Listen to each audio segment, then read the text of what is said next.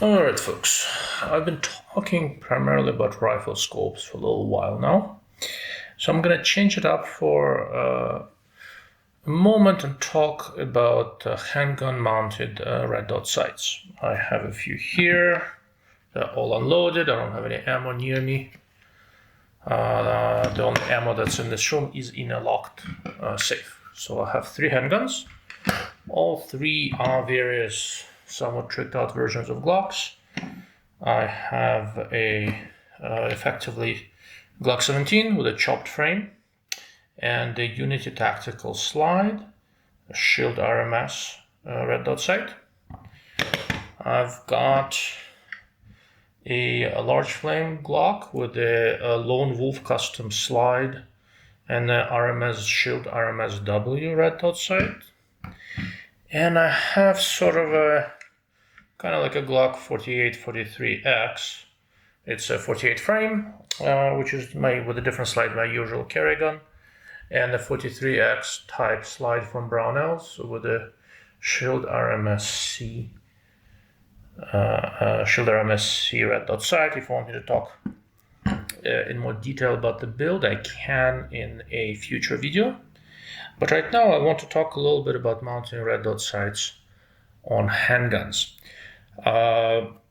Before I move on to that, I apologize about this fluffy thing.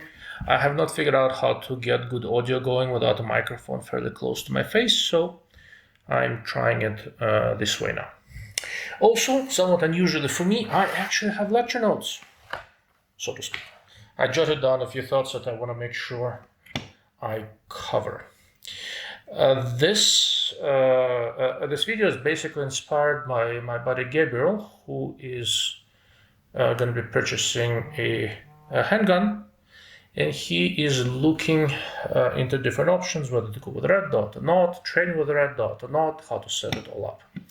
So I sent him an article that I wrote for Guns and Ammo, I think a year and a half ago, and they made it available on their website, so I'm going to link it in the video description. Just look a little bit below. Please take a look. And in that article, I kind of go over how I think most people should set up red dot sights on their handguns. They are varying opinions on this, of course, and they all have merit. Here is something that you always want to keep in mind when talking about stuff like this. Unless you do something really silly, if you practice most commonly used methods of setting up handguns with iron sights and red dot sights will work for you reasonably well. If you practice a lot, you can get used to almost anything, really. I'm approaching this from a standpoint of a guy who I practice a bit, more than most probably, but not enough. Not enough, not as much as I should, not as much as I'd like. So when I think through this, when I think through setting up a red dot sight on a handgun, I'm approaching this from a couple of different angles. Does it make sense from a visual perception standpoint? Is this something that will let me still maintain the iron sight shooting skills that I've developed over the years? I'm not a terribly good shot, but I've shot a lot, and you do enough presentation drills, muscle memory kind of always drives you into the same spot. So what I want to do, I want to be able to switch to shooting with the red dot sight, but do so in a way that does not detract from my proficiency with iron sights. And that is sort of where co-witnessing comes in. Yeah. So, with that in mind, let's do a brief recap. When you shoot, your eye has to deal with 3 different focus planes, where your eye needs to focus. For, let's say, a conventional setup, this is a fairly conventional setup. There is a front sight, there is rear sight, and there is target. Okay, let's ignore the red dot for now. Okay, so when you're shooting, the way the conventional wisdom goes, right, you point in and you're supposed to be focused on the front sight, and the rear sight is slightly blurry, and the target is slightly blurry. And that works really, really well. That works really, really well from a standpoint of shooting accurately. There are certain tricks to how human vision and human perception work, where what happens is that, so it's an interesting experiment, do it sometime. Take a handgun, preferably something without too much recoil and all that, a 22 or an air gun, something like that, with conventional iron sights. Set up a fairly large target that's just blank white paper. Okay, at a reasonable distance, whatever you're comfortable with, something far enough.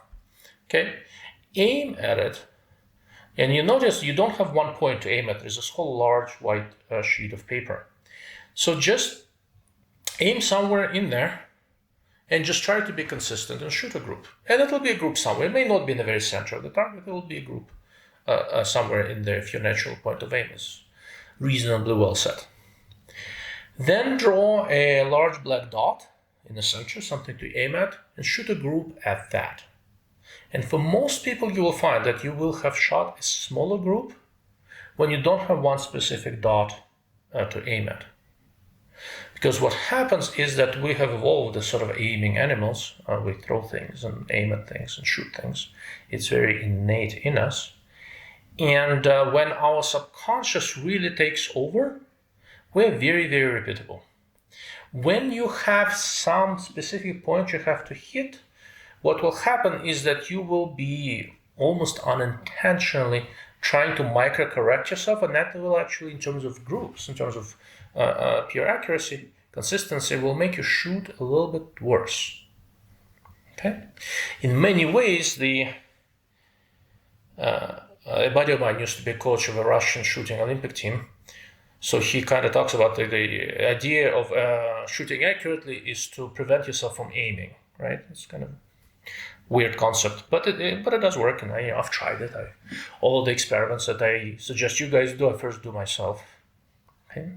So if you want to hit a very specific spot, your natural shooting position, not natural point of aim, had to be very well developed. Then you basically have to aim without aiming, if that makes any sort of sense. Okay. The problem with this is that works very, very well when you just need to shoot accurately. Okay. Where you start running into problems is that when you need to also figure out what the hell you're supposed to shoot, right? If you're supposed to keep the front sight in very, very sharp focus, right? You're not seeing the target very sharply, right? So you have to go and identify the target and figure out if this is something that indeed needs to be shot, which is what's going to happen in a home defense situation or any sort of a tactical situation, or even during a lot of training. So the idea of looking at the target and switching your focus to the front sight and all that doesn't work that well. At closer distances, the way, if you've done any sort of training, the way you shoot, you just to hit something you need to hit, you don't need sights all that much. You need them, you aim, you get the gun, you present the gun, it's roughly where it needs to be, you pull the trigger, and it's going to be somewhere in the center of mass. And it's not going to be terribly difficult for you. As distances increase, or as lighting conditions worsen, things change. This is where the red dot sight comes in and becomes very, very useful. The projected dot of red dot sight is somewhere roughly in the same focal plane as your target. So now you can basically keep an eye on the target, present the firearm, the dot is somewhere on there, and you can continue just looking at the target, and you will notice the red dot on there, and you can pull the trigger, and you're okay. So from a standpoint of situational awareness, this is generally a better way to go. So the natural question is that why don't I just put a red dot on there, yank off the iron sight, the whole thing looks smoother, and a lot of people do that, and just shoot with that. There are a couple of reasons why. The first No, that's just general paranoia. What if the battery dies? What if the red dot sight breaks? It's nice to have a backup, right? So all of the guns I have that have red dot sights have co-witnessed iron sights to the bottom portion of the red dot sight screen, right? What's the other reason to have iron sights on there? Well, another reason is that if in a uncontrolled situation you find yourself having to shoot from some sort of weird ass angle, you may not necessarily find that red dot as easily as you think, because what happens is that we all practice, how do we practice? Most in the square range, we draw, it's all there, right? And it's all nice and controlled, everybody does this. Well, what if you have to be behind cover, peeking around corner, shooting one-handed with your weak hand, right? Whenever dynamic situations happen, you may not be able to present as cleanly and as clearly as you would like. Okay? And one of the downsides of a red dot sight is that if you don't see the dot, you don't necessarily immediately figure out which way you need to correct the position of the handgun to see the dot. You may not necessarily be immediately aware of in which direction you're pointing away from the target. While with the iron sights, you have, if you are off somewhere, you know which way you are off. You can have immediate and clear correction. And that makes a huge difference. Okay.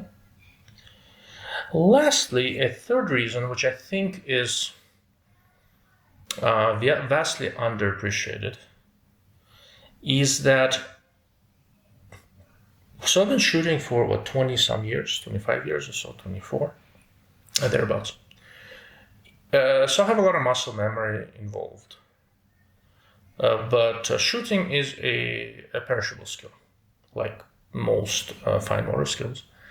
So if you don't use it, you lose it. All these years I've been training to shoot with iron sights, and I'm not itching to completely give up on that. And on top of it, I don't want to practice in a way that diminishes my skills with iron sights in any sort of a significant manner. And all of this stuff requires practice. So if I just, let's say, put a red dot sight on a gun and go just practice with that for a couple of years, I will probably lose some of my iron sight proficiency. And I went and did that. The original slide that was on this large frame was a long 10 millimeter slide. I have a couple of those. One unfortunately blew up. Another one I still have, and I set up one of them so that it's red dot sight and you don't see the irons. And I went and spent, 4 or 5 months probably practicing with it. And then when I picked up another gun that was iron sight only, my presentation was a little bit off, and my speed and proficiency with the iron sights was clearly worse. How much worse? Hard to say, right? I'm not a very high speed kind of guy, so I'm not very fast to start with, but I was clearly slower, visibly, measurably slower. I didn't like that at all. So I reconfigured things. So all of my guns, the way they are set up, is that front sight, rear sight, red dot. When I point in, as if kind of like I would with iron sights, the red dot of the reflex sight is set up so it's sitting right on top of the front sight, right on top of it. So when I present as if I had my iron sights, and the red dot is just right there. An interesting thing happens when I train that way and then go back to iron sights only. I do not see any real difference. I'm a little bit quicker with the red dot. Okay, when I have this red dot iron sight arrangement, my eyes automatically default to primarily using the red dot.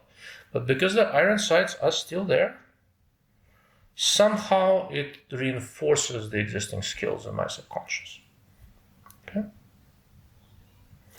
Now, so how do we set up iron sights? So this once I figured that out, once I did all the experimentation, it influenced how I set up iron sights.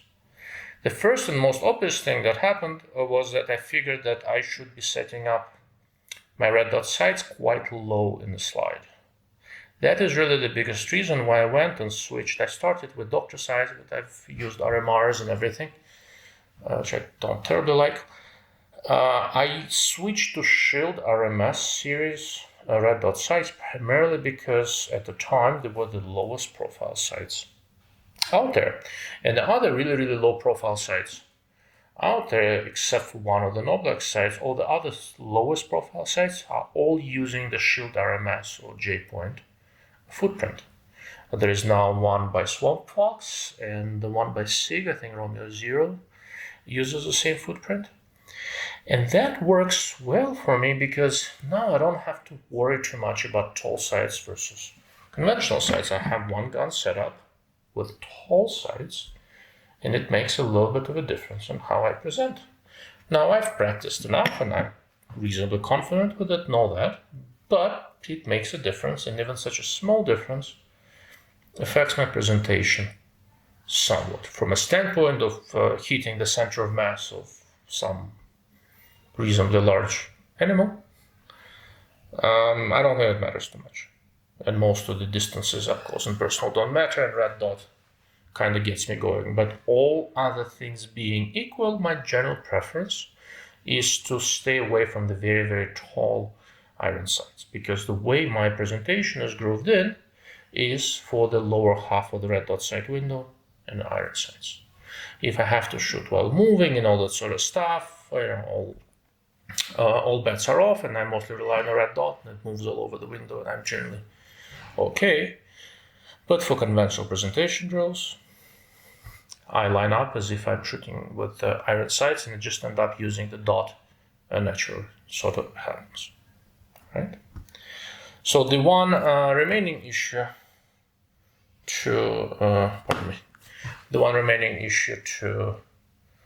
I'm using my phone as a remote control for the camera, so I'm just making sure we're still recording. Another issue to consider is where to set up the iron sight. Okay. This is the Unity Tactical slide, the original one. I think they have a different mount now. The rear sight is in front of the reflex. On the other ones that I've got, the rear sight is behind the reflex.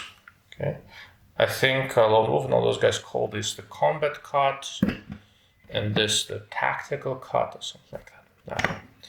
I don't terribly care. This made more of a difference than I thought it would. Because what happened is that because I've been shooting all these years with the rear sight in the back of the slide, and not, by the ejection port, I kind of naturally look for the rear sight there.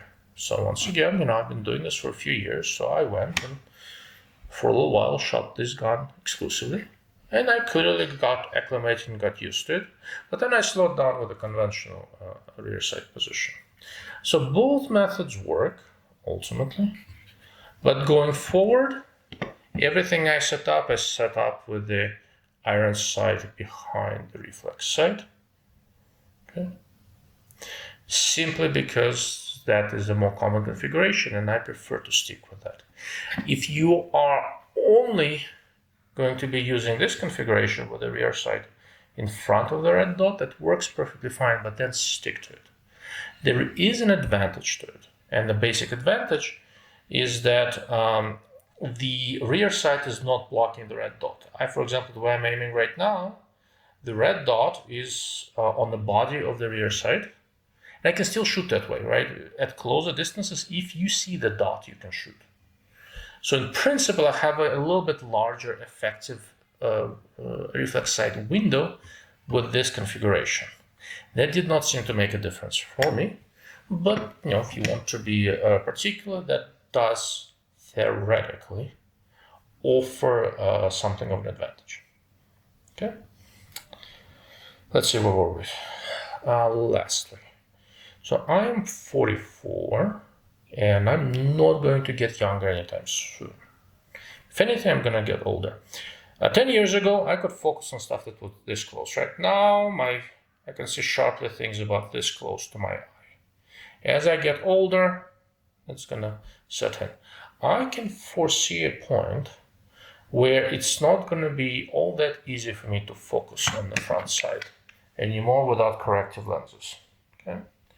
So what's gonna happen is that I normally wear contacts, and I will have to have reading glasses to be able to see the front side clearly. With the red dot side, I don't have any of those issues. I do have a slight astigmatism, so the dot for me is not perfectly round. I don't care. It is some weird ass shape, a little bit different for different sides, but it's round enough, kind of like a star thingy. It doesn't matter, because in a situation where I have to shoot really fast, I don't care what shape the red dot is. A dot is a dot. It's not a rifle application where I might be shooting further somewhere. It is a handgun application where I'm not looking for a red dot. You generally should not look for a red dot. You should be just looking at your target, and the dot will be there, dot and target, shoot. Doesn't matter what shape that dot is. So if you're getting a little older and your eyes are changing, welcome to my world. You should really be looking at the red dot sights on handguns. Okay. Anyhow, so where was I? Yeah, that's almost it. So there are a couple other things that are sometimes maybe a little controversial, but first of all, shooting accuracy. In principle, with a handgun, when I first started shooting with red dots, I found that when I'm trying to be really, really accurate, I was actually less accurate with the red dot than with iron sights. And it is due to the same phenomenon I mentioned in the beginning, where I saw with the red dot sight, I see the target clearly, I see the dot on it, and I start doing this micro correction that I may not be aware of, but that would screw up my group. So that took a little bit of work and a little bit of dedication to figure this out. Now, in good light, I can shoot about as well in terms of accuracy at reasonable ranges with the red dot sights as I can with good iron sights. Okay. All of those considerations go to hell in a handbasket in really poor light. As the light changes, especially kind of at dusk, where it's not quite dark enough to use a flashlight, but dark enough to where your sights are not as visible anymore, red dot sights make a huge, enormous difference. Right? If you use a flashlight, depending on which red dot sight you have, iron sights may be more reliable. If, let's say, you have a house, or like mine, that has white walls, and you have a flashlight that's brighter than it should be. I think I did a video on that a while back, right? You got your flashlight going, you turn on the flashlight, it's so freaking bright you don't see the red dot. You will still see iron sights. It's another reason to always have them co-witnessed. And to be fair, with all the flashlights that I have that I use with Shield RMS series red dot sights, I can still see the dot, right? If basically the reflection of the flashlight didn't blind me completely, I can see the dot in the reflex side. Okay. Where was I? Those did I miss? There was something else. Oh yeah. So this one is going to be one of the more controversial things I'm going to say. What kind of iron sights should you use? You can have plain black, you can have tritium, you can have fiber optic. What do I use? I tend to use regular plain black sights with a fairly wide rear notch and a fairly narrow front blade. During the day, when it's nice and bright, I can use almost any iron sights with reasonable comfort. Whenever the lighting conditions are not optimal, you want to see a fair amount of light to the left and right of your front sight. So the rear notch has to be wide. It will make you faster. And weirdly, if you don't force it, it will also make you a little bit more accurate. Ideal setup in many ways is to have the front post and the light bars on two sides in the middle of the notch to be almost the same width as the front post. It's not the easiest thing to get, but it is possible, and it's one of the reasons I tend to use comparatively narrow front blade without any sort of inserts. I've used sights with the 3 white dots and all that, and I basically take a Sharpie and color them because the white dots don't really help me. I just want to see air around front post. Same with tritium.